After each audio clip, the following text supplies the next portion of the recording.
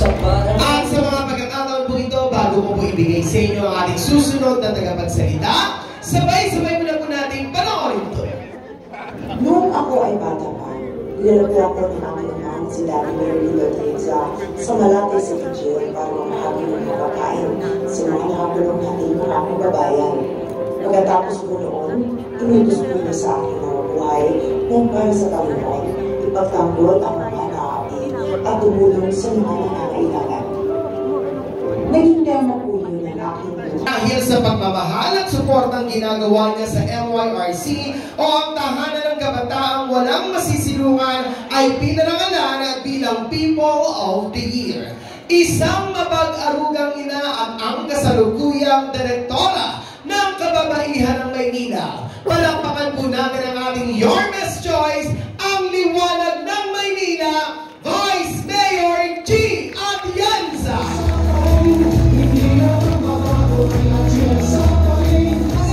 Magandang hapon po sa inyong lahat. Kamusta po kayo? Parang ang sarap matulog dito dahil malamig. Tama po ba po?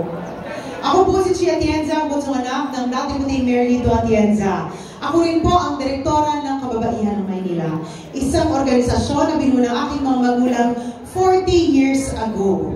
Tinitingnan ko po kayo at may mga mukha akong naaalala. Naalala niyo po ba nung nag-umpisa ang Kababaihan ng Maynila, merong isang maliit at matabang bata na nasa likuran ng aking mga magulang doon?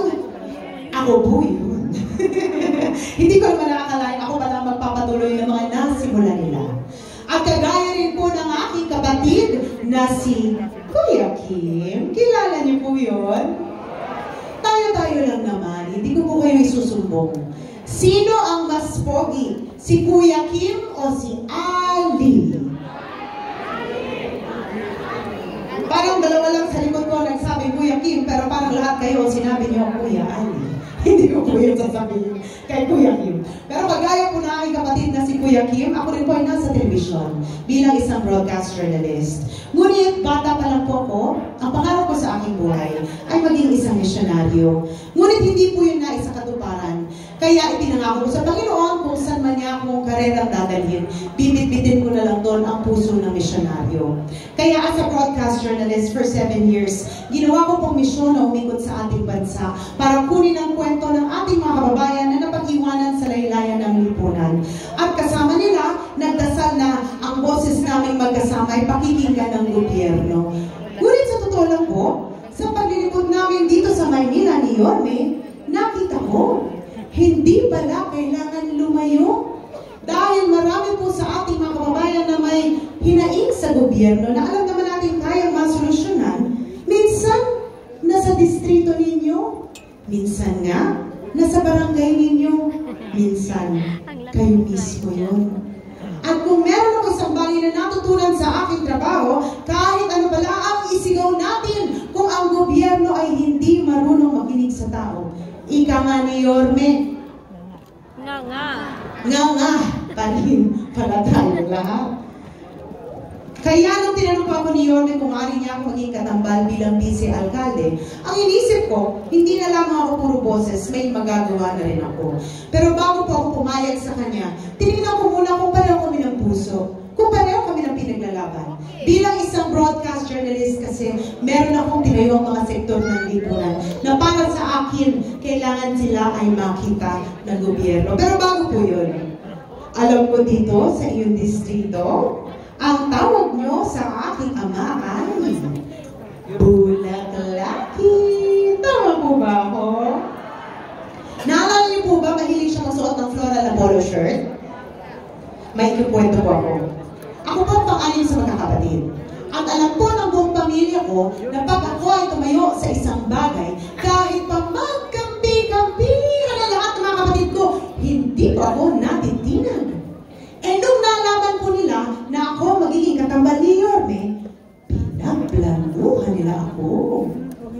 Nalaman ko na ipapasuot daw po nila sa akin ang polo shirt ng aking ama. Ang sabi nila, dahil dati daw nung nangangampanya si Ali, sinuot daw po niya to, na pag nakikita niyo si Ali sa inyong distrito, akala niyo bumata si Lito Atienza. Kaya sabi ko, ngayon gagawin niyo ng babae, si Lito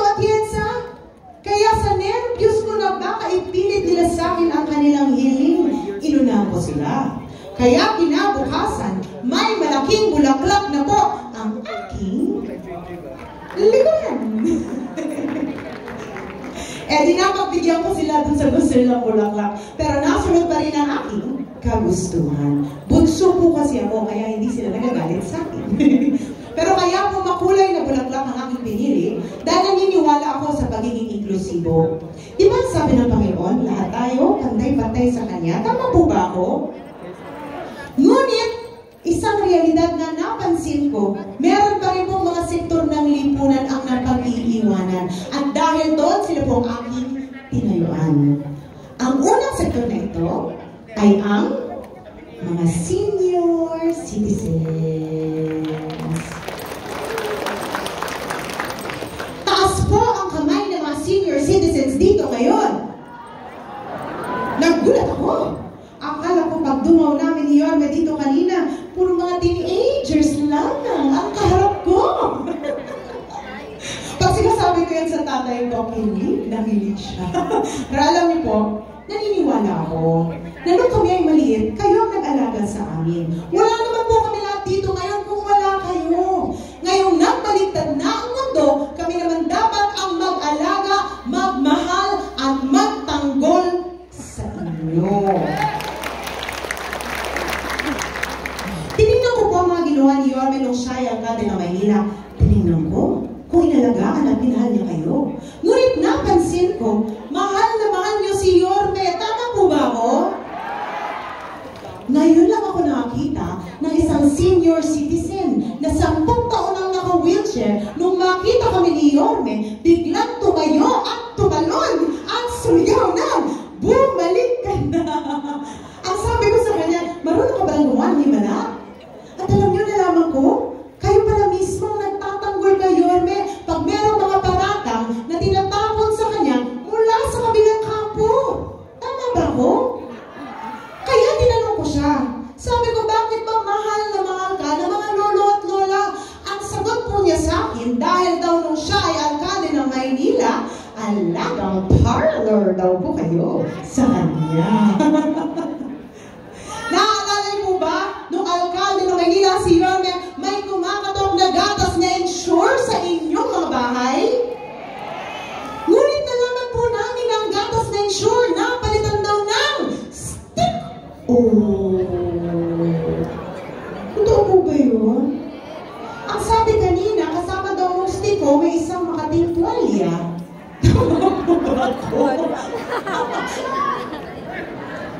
Naaalala niyo po ba, nung alkalde ng Maynila si Yorme, tuwing kaarawan ninyo may kumakatok na malaking cake sa inyong mga bahay?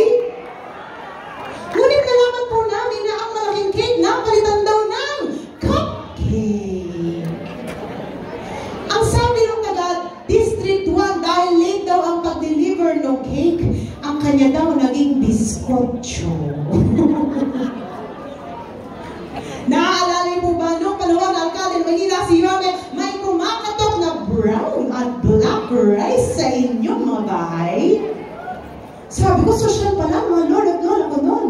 At may kaakibang pang 1,000 piso, tama po ba? Kasama ng food boxes nung pandemya. Tama po ba yun? Naaalala niyo po ba ang unang pagbibigay ng 500 pensyon sa inyo nung panahon ng alkalde ng Maynila si Yorme? Nung nakita ko lahat ng mga ginawa ni Yorme para sa inyong lahat, sabi ko, ngayon naiintindihan ko na kung bakit mahal na mahal niyo si Yorme. At ang sabi ko sa kanya, tamang-tama, dahil pareho tayo ng first love. Ang aming mga lolo at lola. Ang pangalawang sektor na aking tinayuan, hindi ko alam kung alam ninyo, ngunit meron po kami bahay-ampunan. Ang pangalan po nito ay Home for the Angels. 29 years na po kami kumukuha ng mga sanggol na tinatapon sa kung saan-saan. Inaalagaan po namin hanggang meron ng pamilya na mag-aalaga at magmamahal sa kanila. At dahil meron pong 2 sanggol doon na may kapansanan, wala pong may gustong kumuha sa kanila. Ngayon, sila po ay aking mga kapatid na. Tinanggap po namin sila sa aming pamilya. Doon ko po nakita ang hirap pala mabuhay pag ikaw ay may kapansanan. Lalo't lalo na kung ikaw ay isang senior citizen na may kapansanan, para sa akin, dapat mas maramdaman niyo ang pagkalinga at pag-aaruga ng gobyerno sa inyong mga buhay.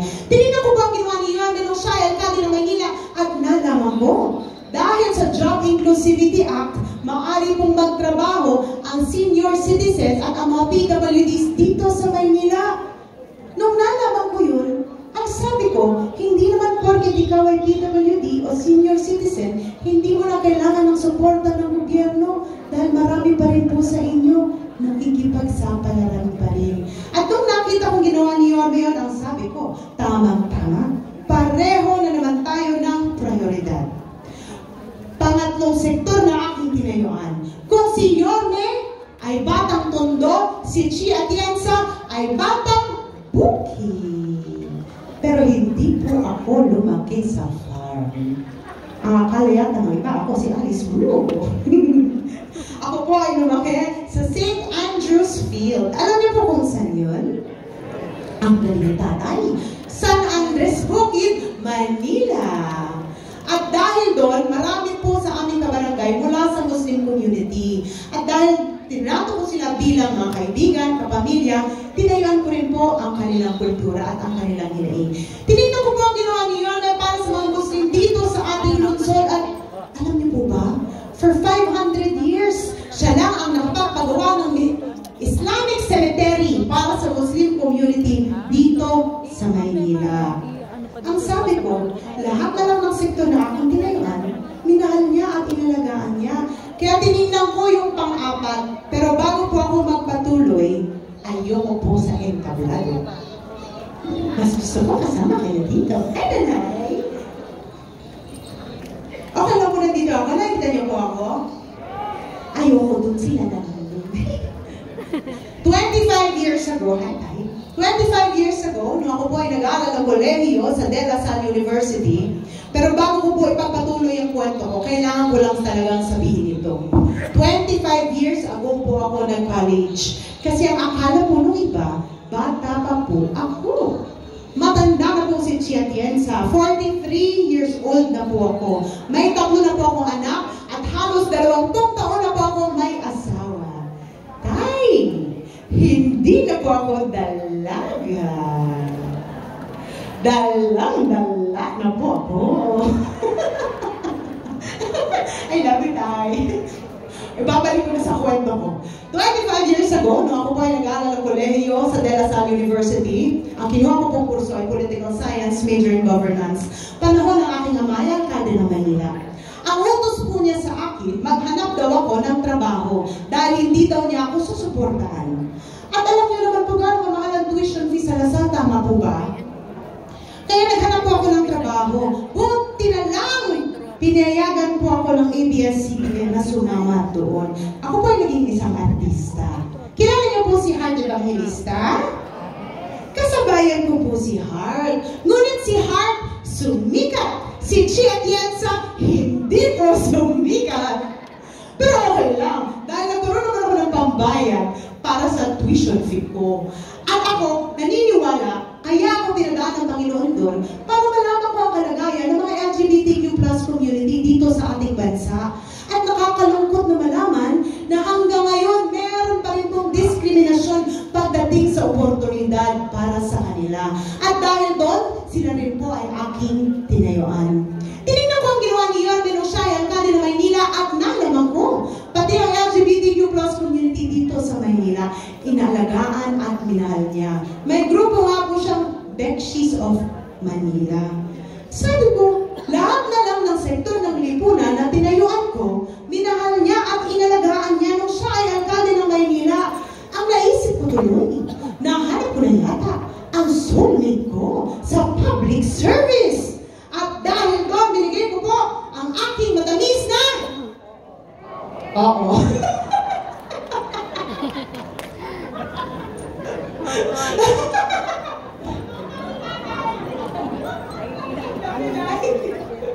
Pero sabi ko sa kanya, bago ko ibigay ang ko na totoong-totoo sa'yo, pagpayag ko. Kailangan sagutin mo muna ang katanungan ko. Sabi ko, sa lahat may gusto maging vice alcalde ni Yorme. Ang dami pong nag-a-apply na eh. Pakiramdam ko, kahit na sinong tanongin ko ngayon dito, papayag eh. Hi, Tay. Bakit po ba tinanong kayo ni Yorme kung pwede kayo maging vice alcalde? Papayag po ba kayo? Ay, saan pwede? Nakita niyo? Hindi na huminga si tatay kahit saan pwede. Lapit, Tay. Ako nagtanong pa. Sabi ko, sa dinami-dami na pwede mong piliin vice alcalde, bakit ba ako ang pinili mo? Ang sagot po niya sa akin, dahil kilala kita, bata ka pa lang. Nakapagtapos ka ng political science major in governance. Panahon ng iyong ama ay alkalde ng Maynila. Maaari ka man pumasok sa mundo ng politika, maaari naman po talaga eh. Ngunit ginamit mo ang pagiging bunsong anak ng alkalde para ikaw ay maging isang misyonaryo. Nung ikaw ay bata pa, ginamit mo ang iyong boses para marinig ang hinaing ng mga kabataan. Nung ikaw ay naging ina, ginamit mo ang iyong boses para marinig ang boses ng mga ina. At nung ikaw ay naging isang broadcast journalist, inalam mo ang problema ng ating mga kababayan na pag-iwanan sa laylayan ng lipunan at nagdasal kasama nila na sila ay mapakinggan ng gobyerno. Ang sabi niya, ang gusto kong katambal ay isang tao na marunong makinig sa problema at marunong ipagtanggol ang mga manininyo. At dahil ako rin po, ang direktora ng kababaihan ng Maynila, for 40 years, isinusulong po namin ang livelihood training para sa mga kababayan natin na gusto matutong tumayo sa kanilang mga paa. Ang akin lang naman, sa totoo lang po, pagpunta po namin ni Yorme sa inyong distrito, hindi ko po makuhang hindi umiyak ng kaunti. Dahil nakita ko po ang aking mga lolo at lola. Sa inyong edad, marami pa rin po sa inyo nakikipagsapalaran. Ibinibilad ang inyong katawan sa ilalim ng init ng araw-araw at sa ilalim ng ulan para lang mapagpauwi ng konting salapi na tutulong sa inyong pamilya. Marami pa rin sa inyo dito kailangan magtrabaho dahil kailangan yung bayaran ang mga pangangailangan yung pang-medikal.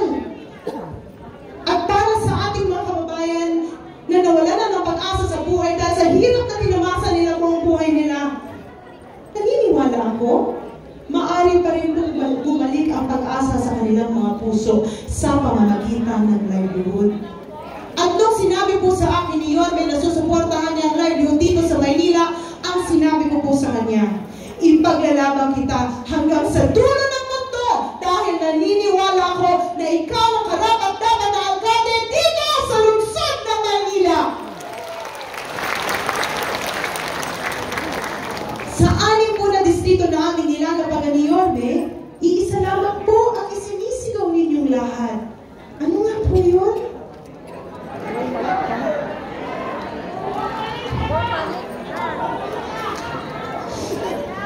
Bumalik ka na.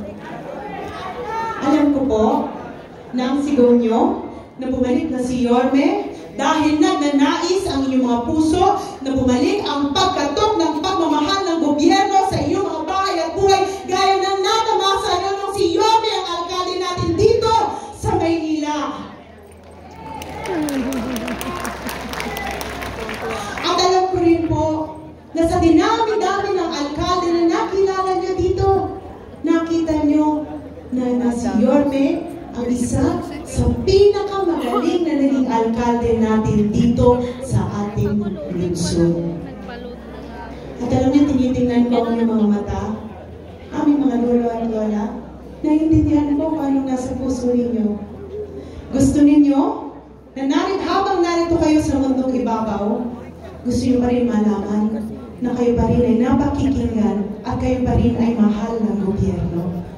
At kung balang araw lilisanin niyo ang mundong ibabaw, gusto ninyong makasiguro na ang inyong mga anak at inyong mga apo ay mamahalin pa rin ng gobyerno ng Maynila.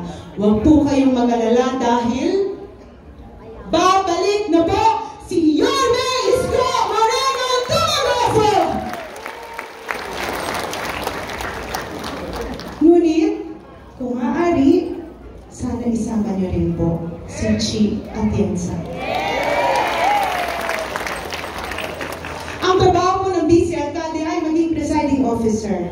maging ina ng konseho. Gumawa ng mga programa at polisiya na dapat angkop sa pangangailangan ninyo. Kaya kung kayo ay maghanap ng vice-alkalde, kailangan maghanap kayo ng isang tao na sensitibo sa pangangailangan ninyo. Kung meron man ako isang bagay na kaya kong ipagmalaki sa aking sarili, bata pa lang po ako, nakikinig na po ako sa hinaing ng mga Manilenyo. Kanina, inilahad ko ang mga sektor ng lipunan na aking tinayuan kahit wala pa po akong naging posisyon. Then makakaasa po kayo, aming mga lolo at lola, balang araw, kung ako po ang magiging katambal ni Yorme, hindi na po kayo iiyak dahil sisiguraduhin po namin na kayo ay aming magiging prioridad at ibabalik po namin ng buong buo ang lahat ng mga programa at polisiya na naging importante sa buhay nyo nung si Yorme ang alkalde natin dito sa Maynila. Marami po sa mga programa at polisiya na minahal nyo noong panahon ni Yorme, napalitan o inalis ng administrasyon ngayon sa pangunguna ng kanyang vice-alkalde. Kaya huwag kayong mag-alala. Dahil balang araw, ibabalik po namin ang lahat ng yun ng buong buo. Ngunit, magagawa lang po namin yun kung kaalyado namin ang City Council. Kahit ako po'y nakikiusap. Sana, kung tutulungan niyo po kami ni Yorme, sana tulungan niyo po ang lahat ng mga konsehal na nasa likuran ko under Yorme's choice. At dahil kailangan din po namin ng suporta mula sa national government, sana isama niyo po ang aming kaibigan na si Congressman JDV Villanueva. At isama niyo na rin po ang ating kaibigan na narito ngayon, si Senator Rita Tulfo. Alam niyo po, ako po ang hinulman ng aking ama para ipapatuloy ang kanyang laban dito sa Maynila. Hinubog po ako ng aking ama, ng Panginoon at ng pagkakataon. Siya po ay naging isang magaling na vice-alkalde na nakakuha ng 2 termino.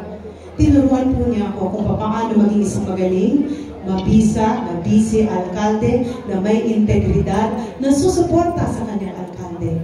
Makakaasa po kayo, lolo, lola, palang araw, susuportahan ko po ng buong buo si Yorme Isko Moreno Dumagoso! Dahil naniniwala po ako na ang suporta ko kay Yorme ay suporta ko sa lahat ng mga lolo, lola, nanay at tatay ko na narito ngayon. Hindi po ako umaalis sa kahit na anong lugar. Ito po'y pupunta sa ulo nyo, sa ulo ng mga anak nyo,